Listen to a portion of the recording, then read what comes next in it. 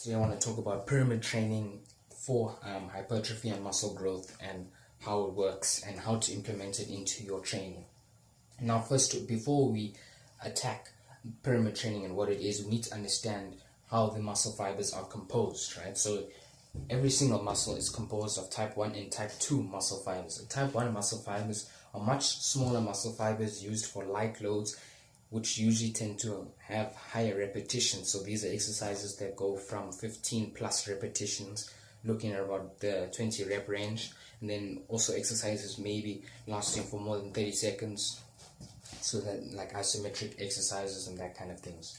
Then we have type 2 muscle fibers, which are much larger muscle fibers as compared to the type 1 muscle fibers. These muscle fibers are responsible for really heavy lifting with low repetitions, around like the 3 to 8 repetition range.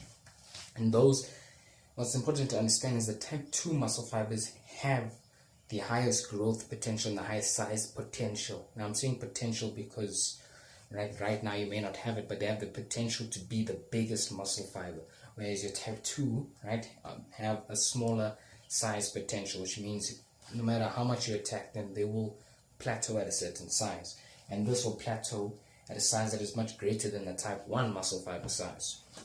Now, with this in mind, this is what the pyramid scheme is centered around this idea of attacking the type 2 muscle fibers for growth and maximum hypertrophy and size and muscular gains. Now, the purpose of starting out with, before I get into that, as we go, we're going to go up the pyramid, so we can start at the bottom and then progress our way up. This is one set and we have 4 sets of repetitions. Now with here, the first set, this is 12 to 15 repetitions. The purpose of this set is to pre-fatigue the type 1 muscle fibers, so you can use a lighter load.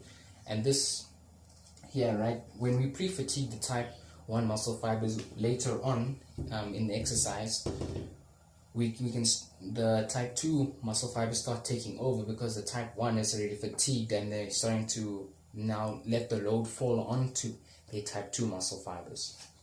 So now that after they're pre-fatigued, you start moving into the 10 rep range, you start to increase the load, which is placing more stress on the type 2 muscle fibers. And the purpose of the type 2 is you want to cause damage to them in an effort to create an adaptive response for your body to now synthesize more protein to build up those type 2 muscle fibers to grow in size. This is not a strength focus program, this is a muscle size program. This is when you want to put on size and hypertrophy. Hypertrophy is muscle growth. And then the same story goes up for the 8 and 6 repetitions. You're really targeting the type 2 muscle fibers, especially when you're going to the 6 repetition range. You can alter this. This can maybe go to 10, 6, 10, 6, 4, and 3. Maybe if that's how you want to do it, but basically keeping the same thing in mind of keeping a little bit higher rep range. When you first start off, to pre-fatigue the type 1, and then going to a slightly lower rep range with a heavier weight to attack the type 2. So you can play with the variables here when it comes to the rep range, but the whole idea is for reps to go down and weight to go up. And this is basically what the pyramid scheme is. Now, the idea of pre-fatiguing the type 1 muscle fiber also goes through to other exercises. So say you want to do a lat pull down, maybe that's your main exercise for a back routine, but now to some bodybuilders, to make it more effective, before they hit that main compound movement, they want to pre-fatigue the lats. They want to pre-fatigue the type 1 muscle fibers inside the lats. So what they'll do is a straight arm push down. The aim of that, it isolates the lats in the main movement of to pull the elbows back. So they start off with the straight arm push down. They pre-fatigue those type 1 muscle fibers, and by the time they get to the main compound movement, which is the lat pull down, they're really going straight into attacking those type 2 muscle fibers. Although you may not be able to hit as many reps or the weight you would normally use without pre-fatiguing the muscle, but the thing is, now you're going straight to the type 2 muscle fibers. So when you pre-fatigue the type 1 muscle fiber before you go into main compound movement, you may notice reps going down, maybe even using lighter weight. But at the same time, you need to realize is that the purpose of that is to start attacking the type two muscle fibers. And the reason why your reps start to go down is that your type 1 muscle fibers are no more there to assist you lifting, because usually at the beginning your type 1 muscle fibers, right, they're the first ones to activate, and then as the load becomes more fatiguing, the type 2 will start to kick in and finish you off at the end of your set.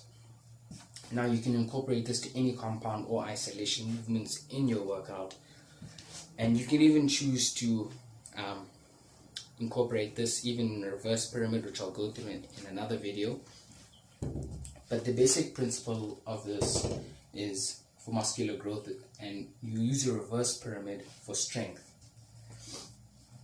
And now, and this uses undulated periodization, and periodized programs are more likely to, well, they're more associated with muscle growth as opposed to non-periodized programs. Non-periodized programs are something where you go attack bench press for maybe 4 sets of 10 repetitions, staying in the same rep range, right?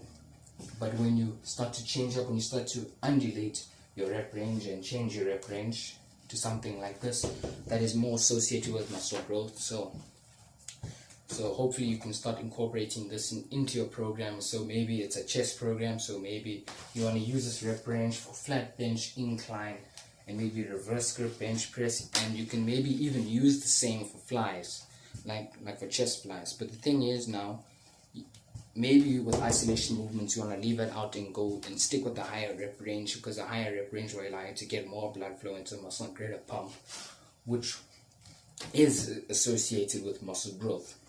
So hopefully you guys learned something useful, and hope you enjoy. Catch you guys next time.